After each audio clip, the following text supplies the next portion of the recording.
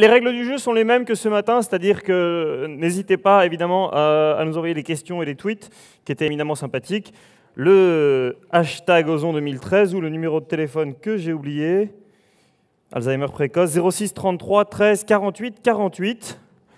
Et on va enchaîner donc pour la reprise de l'après-midi sur une nouvelle série d'audacieux. Le futur participant, je n'ai pas le droit d'en parler parce qu'il a osé me donner la consigne de ne pas le présenter, mais il s'appelle John Persenda.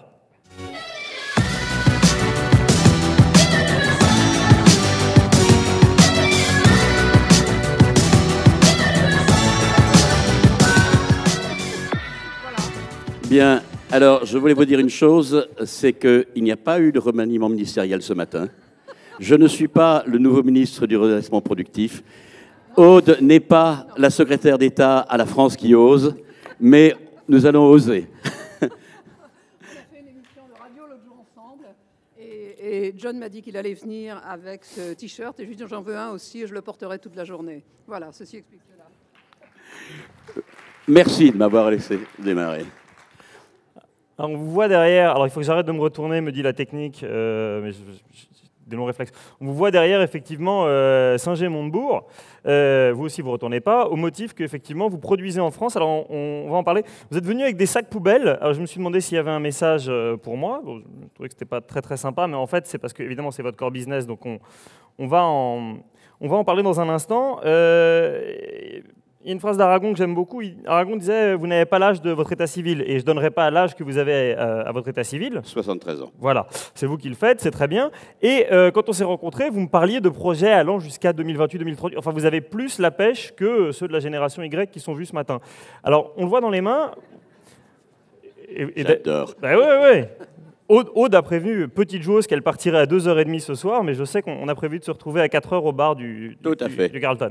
Alors, John, c'est des produits triviaux, ordinaires, nous dirait Norbert Alter s'il était encore parmi nous ce matin. Et pourtant, vous avez décidé d'en faire un outil de conquête de nouveaux marchés et un outil technologique. Est-ce que vous pouvez nous expliquer ce renversement paradoxal ? Tout à fait, tout à fait. Alors tout d'abord, moi, je ne voudrais pas que l'on utilise le mot singer Arnaud Montebourg, parce que je trouve qu'Arnaud Montebourg a fait un travail extraordinaire, et il ose pour la France. Alors moi, je lui tire mon chapeau sur ce qu'il fait à l'heure actuelle. Il a une équipe extraordinairement compétente avec laquelle nous travaillons pour essayer de développer une filière bioplastique en France. Et je dois dire que ce côté-là, ça avance très vite. Alors, pourquoi sommes-nous en France alors que tous nos confrères sont partis à l'étranger ? L'aluminium Albal qui était fabriqué en Normandie, il est fabriqué, je crois, en Pologne maintenant, ou en Silésie. Les sacs plastiques Handibag sont fabriqués, je crois, en Thaïlande ou ailleurs. Alors que nous sommes restés français. Et nos confrères sont partis en Chine. Ils quittent la Chine maintenant. La Chine est trop chère, ils vont en Vietnam. Après ça, ils iront du Vietnam, m'ont-ils dit. Ils songent à aller aux Philippines. Après les Philippines, il y a les Galapagos. Il n'y a personne là-bas, ils peuvent aller là-bas. Donc, notre approche, nous, a été celle-ci. Depuis 30 ans, notre société a 40 ans, c'est une société familiale, c'est qui en fait la force d'ailleurs. Hein. C'est une société familiale, nous étions 4 personnes avec 15 000 francs il y a presque 40 ans maintenant. Et nous avons été des innovateurs, nous avons été d'innovation en innovation. Les premières innovations face à des grands groupes qui refusaient au Carrefour, au Auchan, au Leclerc, au Système U, etc., des marques distribution, des marques propres à eux. Nous leur avons fait ces marques-là. Ensuite, nous avons été d'innovation en innovation avec notre marque Alpha Pack. Nous avons sorti le sac à lien coulissant, le Coulissac, car nous fabriquons quoi ? Des emballages ménagers. Les emballages ménagers, c'est quoi ? Ce sont des sacs poubelles, ce sont des rouleaux d'aluminium, des films étirables. Donc, tout ce que la ménagère utilise, tout ce que le ménager utilise, puisqu'il faut rester neutre maintenant. Nous avons développé un certain nombre de techniques, de produits, afin de faciliter la vie de nos concitoyens. Et puis, il y a 5 ans, nous nous sommes dit, maintenant, il faut arrêter cela, il faut aller de l'avant vers quelque chose de nouveau, vers la biotechnologie et l'environnement. Et donc, nous avons acheté le laboratoire Biotech en Allemagne, 200 labos, 200 personnes qui travaillent au labo, 250 brevets, et nous avons voulu à ce moment-là rapatrier ce laboratoire en France. Les charges sociales étaient telles, malgré les 30% d'aide que nous avions avec le crédit impôt recherche, les chercheurs allemands étaient plus chers ramenés en France que laissés en Allemagne. Nous avons malheureusement laissé en Allemagne et nous avons un nouveau laboratoire en France en parallèle. Alors, qu'est-ce que nous avons fait ? Nous avons sorti innovation sur innovation sur innovation.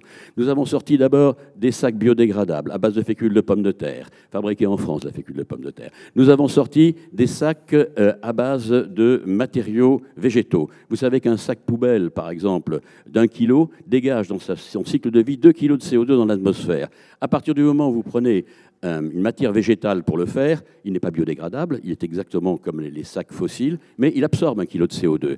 Deuxièmement, ça nous a permis aussi, grâce à 2 points. Premièrement, l'amortissement dégressif que nous avons en France, nous amortissons à 30% par an. Deuxièmement, parce que nous sommes une société familiale et nous dégageons relativement peu de dividendes, 14% sur les bénéfices chaque année au maximum, le reste est réinvesti. Nous avons donc eu un développement technologique, un développement en productivité qui a été extraordinaire. Et de toutes les sociétés de notre groupe, car nous avons 6 usines en France et 7 en Europe, nous n'avons jamais quitté l'Europe, nous avons même été plus loin. Nous avons rapatrié des sociétés que nous avons achetées en Italie du Sud, que nous avons achetées en République tchèque, ou au Danemark ou en Allemagne de l'Est, et nous avons rapatrié sur la France, car nous sommes de loin les plus productifs. Là où nous sommes, nous, pour faire 30 000 tonnes de sacs en France, 140 personnes, ils sont 1000 pour faire la moitié au Vietnam. Donc, comparé avec le transport, avec les droits de douane, nous sommes compétitifs à condition d'avoir un produit qui soit de meilleure qualité, car on veut toujours être les meilleurs, et qui soit en service et en disons, compétitivité prix aussi bon que les leurs. Donc, c'est la raison pour laquelle nous avons 60% du marché français, nous avons 25% du marché européen à l'heure actuelle. Nous nous maintenons, car nous allons d'innovation en innovation en innovation. Et c'est la seule manière de maintenir. Et nous devons avoir une industrie en France, car si nous n'avons pas d'industrie en France, je crois que nous serons un pays qui mourront. Alors, on pourrait jouer aussi la carte de Chypre. Hein. Vous voyez ce qui se passe. Donc, je crois que si nous n'allons pas d'innover, et nous avons tous les éléments pour faire ça, nous avons des gens qui sont prêts, qui sont très attachés à leur unité de production, que ce soit du plus bas de l'échelon jusqu'au plus haut de l'échelon en France. Nous avons des gens qui, technologiquement, sont prêts à aider, et en recherche et développement, nous sommes très très forts en France. Mais alors, ce qui m'a ahuri, c'est que j'étais le parrain d'une promotion d'une école de plasturgie en France, à Alençon. J'étais à la remise des prix, et 30% n'avaient pas pris leur prix, ils étaient déjà partis travailler où? En Chine. Donc, je crois qu'on a un problème, c'est que notre jeunesse, elle part, elle quitte. Et si nous voulons la ramener, il faut que nous ayons l'esprit d'entreprendre, et l'esprit d'entreprendre qui signifie que nous devons aller de l'avant en innovant. Nous ne pouvons pas rester sur des produits qui sont basés uniquement sur de la main-d'œuvre et sans technologie, parce que là, il y a toujours des moins chers. Mais si nous avons des produits innovants, comme nous avons nous dans notre groupe, eh bien à ce moment-là, je crois que notre avenir est assuré. Et comme j'ai dit à mes collaborateurs, lorsque nous avons fait le grand tournant environnemental en 2006 en rachetant Biotech et en nous lançant dans des produits environnementaux, je dis, nous sommes partis pour 30 ans à nouveau. Donc, d'une vieille société de 30 ans, nous sommes devenus une société toute jeune, avec des méthodes nouvelles, avec une mentalité nouvelle et avec une approche nouvelle. Bravo. Un mot sur Montebourg, et on parle de votre maman.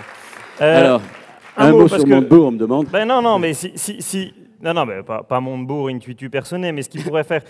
Effectivement, j'aurais dû vous inviter plus tôt, parce que si vous aviez parlé avec Sophie Péder, elle aurait sans doute ajouté un post-scriptum à son livre en disant que tout le monde n'est pas dans le déni. Bon, les politiques en ont pris quand même pour leur grade ce matin, pour continuer à parler français de façon un peu triviale. Et donc vous me disiez du bien de Montebourg, et vous m'avez même dit, il suffit qu'il fasse passer un décret, et je rouvre une usine en France. Absolument. Alors, ce qu'il faut savoir, j'ouvre une parenthèse aussi, c'est que dans l'IB avant-hier, 87% des Français considèrent que nous sommes sur une pente descendante et qu'on va vers la fin. Alors, nous sommes partis tous ici, des 13% qui restent, pour remonter cette pente et avoir 87% de remontée et d'optimisme. Alors, je crois qu'il est exact que nous avons en France une filière, pas seulement notre société, mais le Villemorin aussi, avec Biolis et un certain nombre d'autres sociétés, nous avons une filière de bioplastique. Nous importons à l'heure actuelle 60 000 tonnes de sacs fruits et légumes et sacs sortis de caisse d'Asie. Et ces sacs sortis de caisse, ces sacs fruits et légumes, sont soit jetés dans la nature, soit polluants visuellement. Or, nous avons la possibilité aujourd'hui, comme en Italie, qui a un décret qui sera applicable le 15 juin, de transformer ces sacs en sacs biodégradables.